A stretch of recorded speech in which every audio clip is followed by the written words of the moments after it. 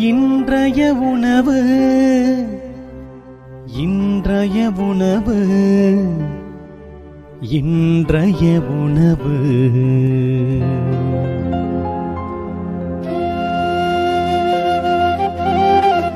நற்செய்தி வழங்குபவர் தந்தை நிர்மல் ராஜ்.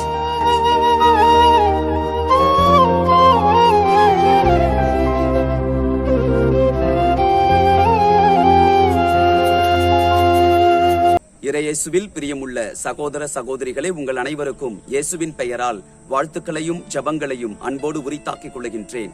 தாழ்ச்சியை குறித்து ஆண்டவர் இயேசு இன்றைய நற்செய்தியிலே நமக்கு சொல்லிக் கொடுக்கிறார். சீடர்களின் பாதங்களை கழுவின இயேசு குறிப்பிடுகிறார், சீடர் குருவை விட மேலானவர் அல்ல, தூது அனுப்பப்பட்டவர் தூது அனுப்பியவரை விட பெரியவர் அல்ல.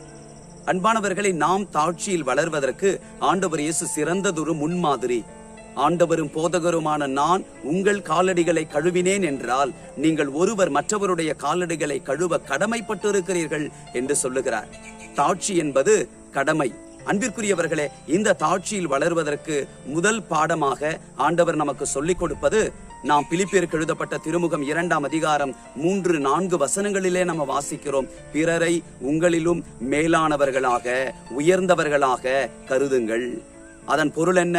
நான் உயர்ந்தவன், என்னிடத்தில் பணம் உண்டு, என்னிடம் வசதி வாய்ப்புகள் உண்டு, எனக்கு பக்கபலமாக நிறைய மனிதர்கள் உண்டு என்று நம்மை குறித்து ஒரு மேம்பாடான ஒரு எண்ணத்தோடு வாழுகிறோம் அல்லவா? அதை உடைக்க வேண்டும். மனிதமே அங்கே மேலோங்க வேண்டுமே ஒழிய உலக பிரகாரமான காரியங்களை வைத்து நான் உயர்ந்தவன் என்று நம்மில் ஒருபோதும் உயர்வு மனப்பான்மை வந்துவிடக் கூடாது. அன்பிற்குரியவர்களை, இரண்டாவதாக நாம் அனைவரையும் கடவுளின் சாயலாக நாம் பார்த்து பழக வேண்டும்.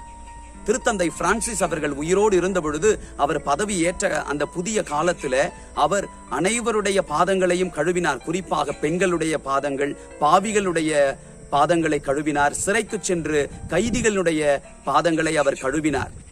அதற்கு நிறைய பாராட்டுகளும் கிடைத்தன. அதே வேளையில அவரை இகழ்ந்து பேசினவர்களும் உண்டு. ஆனால் பாராட்டுகளை அவர் அதிகமாக பெற்றார். அன்பானவர்களே, அதை வைத்து பெருமையாக பேசக்கூடிய ஒரு விஷயமாக அவர் அதை எடுத்துக்கொள்ளவில்லை. காரணம், அவர் ஒவ்வொரு மனிதனுக்குள்ளாக கடவுளின் பிரசன்னத்தை அவர் பார்த்தார். நாம் எல்லாம் அவரை குறித்து பெருமையாக பேசினோம். ஆனால் அவரை குறித்து அது பெருமையான காரியம் அல்ல. மாறாக அவர்களுக்குள்ளாகவும் கடவுள் இருக்கிறார். பாவிகளுக்குள்ளாகவும் சிறைவாசிகளுக்கு உள்ளாகவும் கடவுள் பிரசன்னமாகி இருக்கிறார். கடவுள் அவர்களையும் அன்பு செய்தார் என்று அவர்களின் முகங்களிலே கடவுளை அவர் பார்த்தார். அன்பானவர்களை, இன்றைக்கு நாம் ஏழைகளுக்கு உதவி செய்வதாக இருக்கட்டும், ஏழைபாழிகளுக்கு நம்மாலான உதவிகளை நாம் ஆண்டிற்கு ஒரு முறையோ அல்லது மாதத்திற்கு ஒரு முறையோ நாம் செய்வதாக இருக்கட்டும், நாம் எதற்காக அதை செய்கிறோம்? அவர்களுக்குள்ளாக கடவுள் இருக்கிறார் என்பதை உணர்ந்து செய்கிறோமா? அல்லது உதவி செய்ய வேண்டும், அது கடமை, அதனால் எனக்கு ஆதாயம் உண்டு என்பதனால் செய்கிறோமா? யோசித்து பார்ப்போம். நாம் தாழ்ச்சியில வளர ஒவ்வொருவருடைய முகத்திலும் கடவுளின் சாயலை நாம் பார்க்க வேண்டும். மூன்றாவதாக, தாழ்ச்சியில் வளருபவர்கள் மனதில் வைத்திருக்க வேண்டிய ஒன்று, அவர்கள் தாழ்ச்சியோடு இருக்கிற பொழுது இழிவு வந்தாலும் அது ஆண்டவரால் ஆத்தும அறுவடைக்கு ஏதுவாக இருக்கும் என்பதை நினைக்க வேண்டும். யாக்கோபினுடைய திருமுகம் 5ஆம் அதிகாரம் 8வது இறைவார்த்தை நமக்கு சொல்லுகிறது, நீங்கள் பொறுமையோடு இருந்து உங்கள் உள்ளங்களை உறுதிப்படுத்துங்கள், ஏனெனில் ஆண்டவரின் வருகை நெருங்கி வந்து கொண்டிருக்கிறது. நாம் தாழ்ச்சியோடு இருக்கிற பொழுது இந்த உலகம் நிறைய நம்மை எதிர்க்கும். நீ என்ன பெரிய புனிதனா? ஒன்றை மனதில் வைத்துக் கொள்வோம். புனிதர்கள் ஆவதற்காகத்தான் புனிதரான கடவுளே மனிதராக இந்த உலகத்திற்கு வந்தார். ஆகையினால் நாம் நன்மைத்தனங்களை செய்யும் பொழுது, நாம் நம்மை தாழ்த்தி கொண்டு நல்ல காரியங்களை எல்லாம் செய்யும் பொழுது இந்த உலகத்தில் இருந்து நிச்சயம் எதிர்ப்புகள் இருக்கும். இருந்தாலும் மன உறுதி நமக்கு உருவாக வேண்டும். காரணம், ஒவ்வொரு ஆத்துமாவும் ஆண்டவர் நம்முடைய கரங்களிலே வைத்திருக்கிறார். ஆண்டவரின் வருகை நெருங்கி வந்து கொண்டிருக்கிறது என்று யாக்கோபு 5:8 நம்ம வாசிக்கிறோம். அதனுடைய பொருள் என்ன?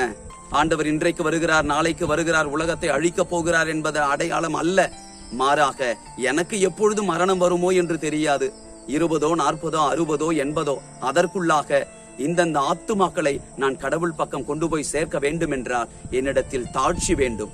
இந்த உலகம் என்னை புறக்கணித்தாலும் ஒவ்வொரு ஆத்துமாவிற்கும் நான் தாட்சியோடு சேவை செய்கிற பொழுது நான் ஆண்டவருக்கு பணியாளனாக இருக்கிறேன். சீடர் குருவை விட பெரியவர் அல்ல, தூது அனுப்பப்பட்டவர் தூது அனுப்பினவரை விட பெரியவர் அல்ல. எங்கள் அன்பின் ஆண்டவரே, தாட்சி என்கின்ற புண்ணியத்தில் நாங்கள் வளரச் செய்தருளும். மற்றவர்களை எங்களிலும் உயர்ந்தவர்களாக நாங்கள் கருத எங்களுக்கு நல்ல எண்ணத்தை கொடுப்பீராக. நாங்கள் அனைவரும் உம்முடைய பணியாளர்கள் என்பதை இந்த உலகத்திற்கு எடுத்துக்காட்ட நற்செய்தியின் தூதுவர்களாயிருக்க எங்களுக்கு கிருபை செய்வீராக. இயேசுவின் நாமத்தில் ஜெபிக்கின்றோம் தந்தையே, ஆமேன். God bless you.